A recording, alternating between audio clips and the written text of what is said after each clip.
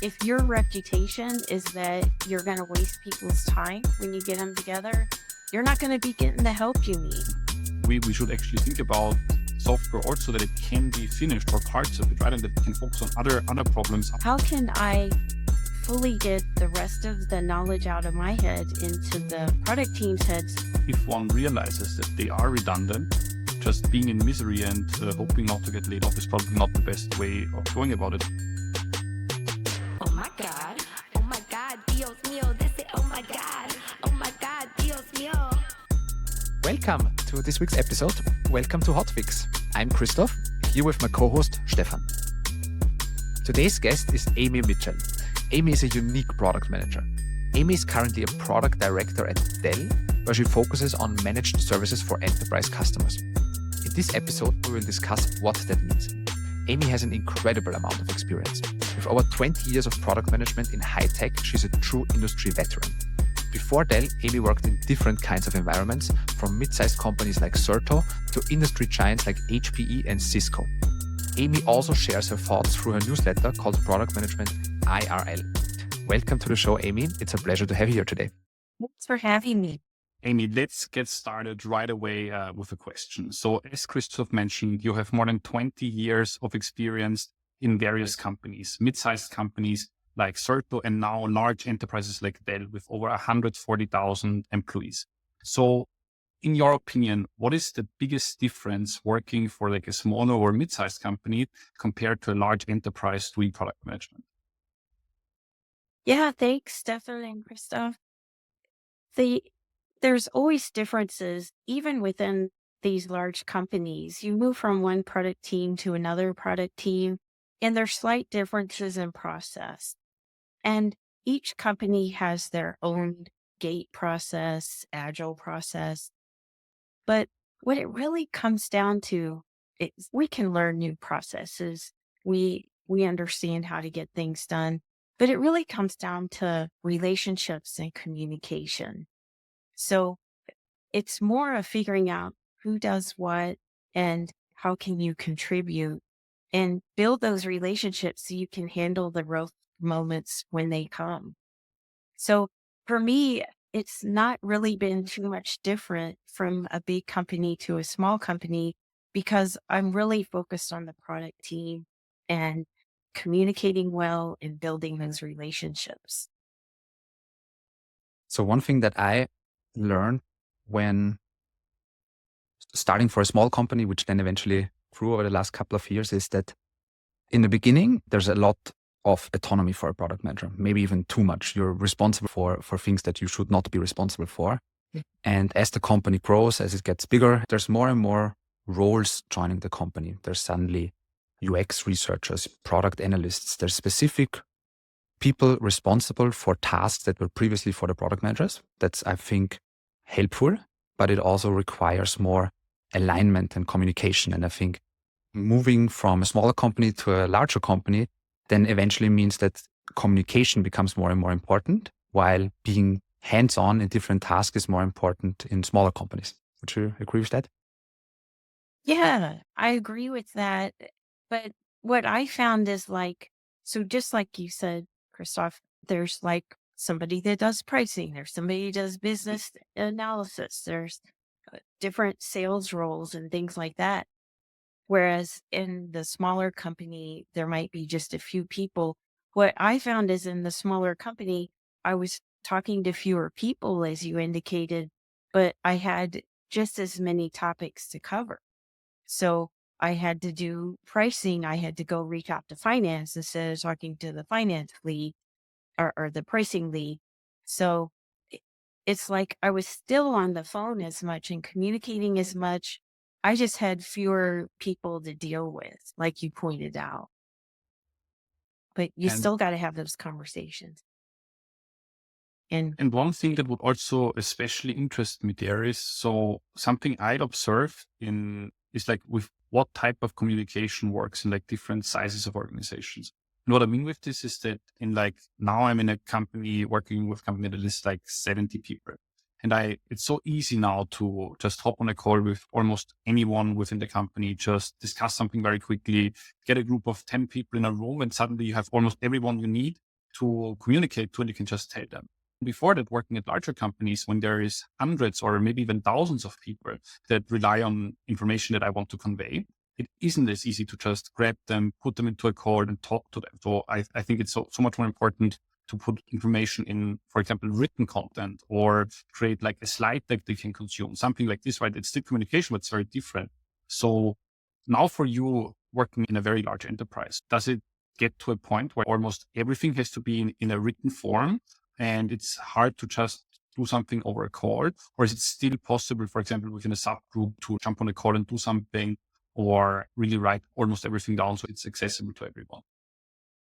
Yeah, you definitely need to do both, but you can still get to people you need to. And a lot of it is about planning ahead. So in a larger company, you might have to plan ahead a little bit more. But if you aren't thinking about who do I need for this initiative, you're still gonna miss, whether you're in large or small.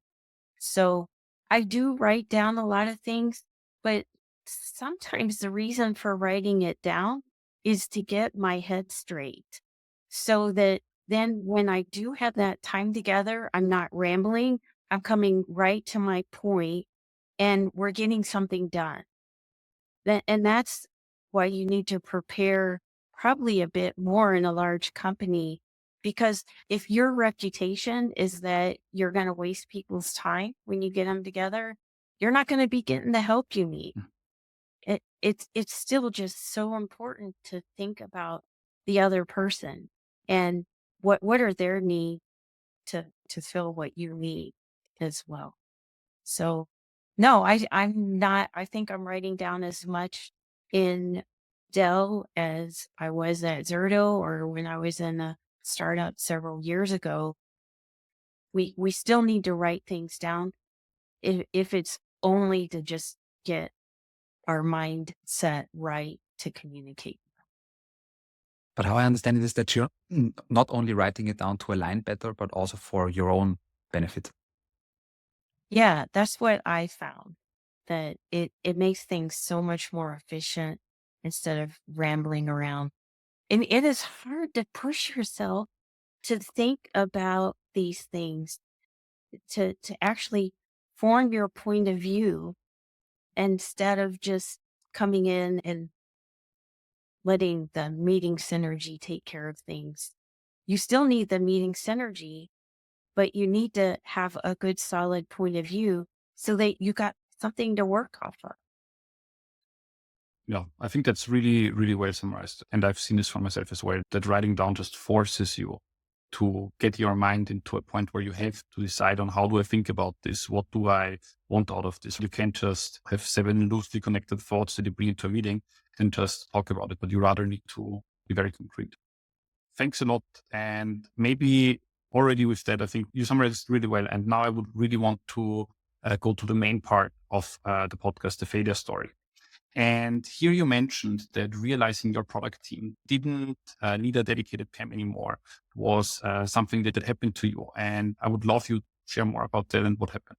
For the past couple years in my job, we've been bringing a new managed service to market. And that required I had to arrange some third-party contracts. I had to secure investment from our stakeholders, and we had to establish the product team together.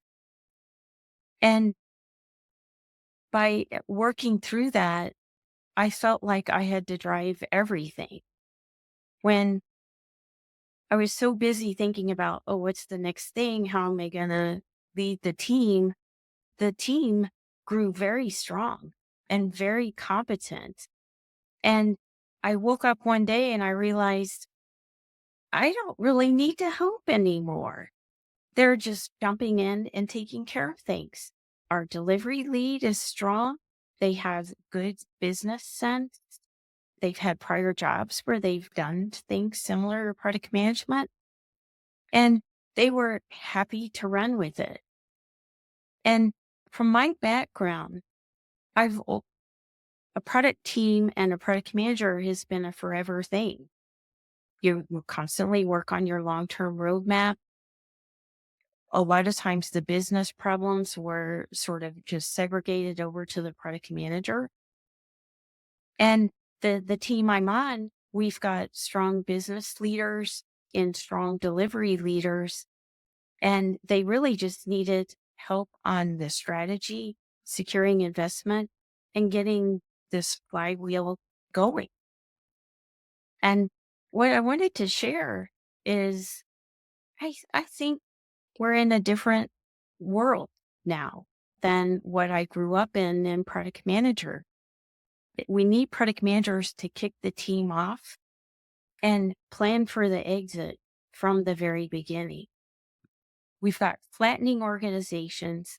We've got people being pushed to be very broad individual contributors, develop your own relationships, get things done. And the role of product manager, in my opinion, is changing. I, I wish I had realized it sooner. And I think I could have engineered myself out of the product team much earlier in moving on to the next strategic thing.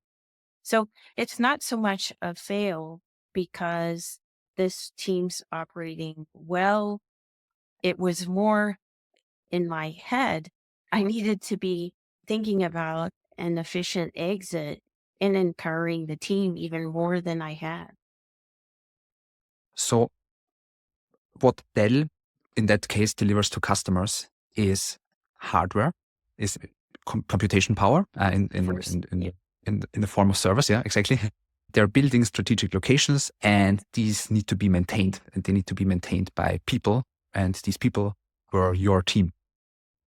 So the value that you're delivering to customers is server power being maintained by people, and these people, they reached out to you and told you, we actually don't need you anymore. That sounds crazy. How did they tell you that? Well, things never are that direct, but, Okay. but it was a gradual thing to your point, and I should have realized it probably sooner.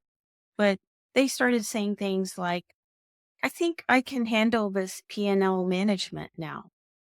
Or customer X called me up and I did this, this, and this. Do you see anything I missed? And they had done it perfectly fine. There was even another case that us product managers are usually used to dealing with, and that's the problem cases on the customers. So we had one customer that had planned to grow. We had sized everything with them for this growth. And then guess what? The customer didn't grow. And so we were spending for a big customer, and the customer was paying us for small. We were obviously not delivering the margin that we had forecasted. And on other product teams, that would have fallen in the lap of the product manager. Would have been, hey, you forecasted wrong. The customer's upside down. What are you going to do about it? Instead, the team itself realized there was a problem. In fact, they started raising alarms well before it reached my radar screen. And they jumped in and fixed it. They downsized themselves. They got the customer to acknowledge they weren't growing as much as they wanted, and they took care of it on their own. Now, at the time this happened several months ago, I just thought, oh, great. I'll work on the next problem. And they started gradually saying, like, gee, Amy, I'd rather you go look at some new business opportunity. But here I was in my old world mindset thinking product manager should be driving this forever and ever. When now that we've got flat organizations, we got AI helping everybody, us product managers included, we can empower teams to self-manage. And I just wish I'd woken up and seen those signs like you were mentioning, Christoph, and just started saying like, hey, I think I'm ready for something new here. Let this team do their thing. Many teams that I've been working with, so usually, right, like in Dr. Products, then you usually split your product in some way between multiple product teams, right? Either maybe by user journey or features or whatever it may be. And I think this thought that maybe things are finished are really not within like this product management mindset. It's like, no, we need to build and build and build and build. But maybe at one point we had a great discovery, we solved the problem, and it is actually solved now. And there's no need for a team of 8 people to discover more and more and more about this problem because it's solved. Customers are happy. Why do we spend millions in salary on working on this problem still? So this is ridiculous, actually, right? And actually, I think it's such an interesting data story to actually realize, hey, we should actually think about software also that it can be finished or parts of it, right? And that it can focus on other problems, other areas within the business. And I think more often than not, we might just work and work and work on something because we think that's how it is supposed to be. And the question I have on that for you is because I think very often maybe product managers do realize, hey, we actually solved this. We're just working for the sake of working here. And maybe often they then don't act on it because they're afraid, right? They're afraid that they maybe lose their job if they raise their voice and say, hey, what I'm doing doesn't add value anymore. I'm not needed here anymore. So how would you advise someone to actually raise this if they realize I am not needed anymore right now? We should work on something else. This product is done. And the thought crossed my mind as my product team very gently said, I think we got this. That was my first concern was, oh, I'm going to be on the next layoff. That's what happens in big companies. Redundant people are asked to find something else. And it took a lot of reflection to get myself to the point where I wasn't just petrified of having to look for a job in this market, because it's a very tough market for finding jobs. And what I realized is that followers are just as valuable as the driver. And so I started looking around, how can I help as a follower? How can I fully get the rest of the knowledge out of my head into the product team's head so they can work independently? That's the first thing. I don't want to start something new and have this boat anchor behind me pulling me back all the time, because there were some things I had done on the contracts and some of the investment agreements that the team needed to know to handle the going forward. So I did focus on writing down the last bits of things that I didn't know so that I could have a clean transition. And then I started looking around, what were some of the problems we hadn't addressed? How could I help somebody else solve those problems? And maybe I would drive something later on. So that was what I had to do in my mind is one, transition, then two, look for how I could help other people that are struggling. And I found them. If one realizes that they are redundant, just being in misery and hoping not to get laid off is probably not the best way of going about it, but rather searching for other problems to solve. And then if you find those problems to solve, the company will be very happy for you to solve it most likely, right? If there are big enough problems. I think this is a great way of doing that. And also, there's a great blog post that you wrote about that, Amy. We're going to put it into the show note where you're Oh, thank you. describing that situation. And I think what you're doing very well also in this podcast is drawing the connections to a similar situation that could happen in a classical software team. And I think that the keyword here is empowerment. Empowerment, I think, is a very important concept. Generally in product management, everyone talks about a team should be empowered. And here it's about the product manager empowering their cross-functional team to also do work that the product manager is actually responsible for. Here it just went so far that there was no work left for the product manager, which is interesting. And there's a great quote that I recently stumbled upon from a product leader. It was optimized to be valuable, not optimized to be needed. Yeah, I love that. That's the great one. Yeah. And that more and more, that's what we need product managers to do. People have talked about the super individual contributor, full stack product manager. And when somebody has those skills, you want them to do big things.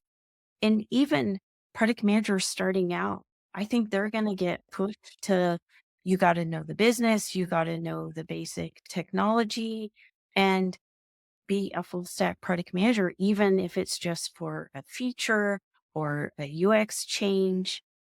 When you're that kind of a product manager, you shouldn't be needing to worry about details or handling Mhm. a specific customer problem when there's a good team that's their full-time job. So enable people to do their job and go get something new started or solve another problem with a different team. Yep, exactly. Awesome. Amazing. Thanks for sharing that, Amy. We're now moving on to the last section of this podcast, which is something that we call provocative thoughts corner.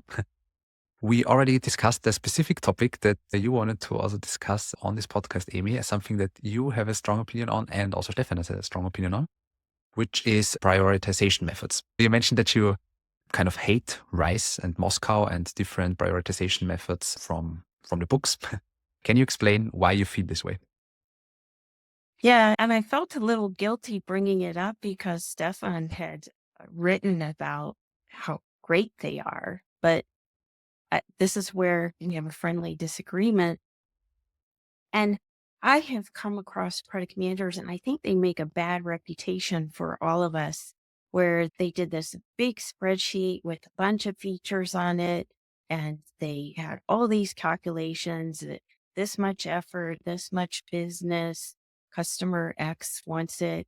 And they put some fancy algorithm in, and they said, aha, this means we need to do feature A and one, two, three, these other features, and the calculation said it. And I don't, I don't like that, because any engineering team I've met or technical team, if I come to them and I say, let's do X, Y, and Z, and they have the highest scores, I think I get laughed out of the room. And what I've been pushed to do is like, what's the intent? How does this relate? What customer problems does this solve? And I'm unable to do that with a Rice score. So that's why I don't like it. Thanks for sharing. And I think, especially as you know, that I'm of quite of a different opinion. And because I agree with you so much with what you just said, I think all of what you just said is true. But what I disagree with is that it's the fault of the methods, or it's the fault of the Rice or a Moscow, because I think it's simply using those wrong, right? I do believe that, yes, if I go into a room with a Rice spreadsheet and everything is split out, reach, impact, whatever, and then there's a fancy number at the end, and then I say, we should build this because there's this high number at the end, it's ridiculous, right? For that, I don't need a product manager. Everyone can fill out a couple of numbers in a spreadsheet and then say, let's build this or that. But I do believe that there is a place for these methods, right? There is a place for, for example, Moscow. I use it myself a lot to prioritize my own tasks. So, for example, when I lead product managers, a big complaint is that there's too much work. It's like an 80-hour work week. And then what I usually say is then get rid of some of the work. And the Moscow can help with it. It can help to simply flag what is an absolute necessity to do, what is something that we should do, and what is something that we can just ignore and not do. And similarly for software projects, right? You can just say, what part of this solution do I maybe not need to deliver? Which part of the solution is maybe not needed? And then you can do this more elaborately with something like a Rice, right? I think it's not good to classify like entire things to build, but then in the solutioning, in actually what part of it should we build, I think it can be so valuable. And with that, I would want to like put the ball back to you is like, why do you actually dislike the entire methods? Is it because you think that maybe people are led to actually just use them the way you said? Because I think that would be fair, right? Saying there is this tool, people are not sure how to use it, and then they just use it wrongly. And then we have a lot of product managers just doing pointless things. Or Or is it that you think that they're just not worth the effort at all? Like that I would understand a little bit more. Yeah, that's a great point. I think it takes away from collaboration, especially on people starting in their product management career. They'll pour over a score and why and what's coming out instead of doing the critical thinking, which when you were describing it, Stefan, you were describing critical thinking and system thinking. And I've seen people starting in their career where they forget to do the things you just said, and they spend too much time looking at a spreadsheet instead of getting out of their office, maybe virtually, talking to engineering about, well, what's a good grouping for you? Why is something so hard to do? What is it about our architecture? Or you might even be missing some technical depth that makes something so big. And so you spend your time looking at numbers in a spreadsheet instead of building that relationship and actually putting yourself in the shoes of the people that you're asking to do something. So I, I would rather have a product manager, whether they're starting out or a senior one, be really understanding what they're asking and also what's the intent behind what they're asking. I think this reality that you're describing, Amy, is 100% better compared to a product manager in their room filling in a RISE or MOSCOM effort themselves and then just coming back to the team and saying, hey, this is what I prioritize now. I think, though, what in reality happens is that also very often this does not happen, but there's a lot of gut feeling decisions taken subconsciously. So that no one even thinks about it. And suddenly somehow a feature is on the roadmap where no one has ever thought about it. So I think there's a prioritization method. Ideally, it's how you described it, Amy. The product manager discusses together with the cross-functional team, hey, what should we work on? This is the data that I have. This is the strategic inputs that I have. Let's start with that. If a team does not do that, then I would say it's still better to work with a prioritization method from the books compared to not doing at all, not doing anything of that at all. Well, I think it is a good prompt to get you to do the critical thinking and why you want something. And you're absolutely right. There's other people that go on their gut feeling and they do the wrong thing because there might be some bias or they overlooked something critical that one of these prioritization methods would have had them do.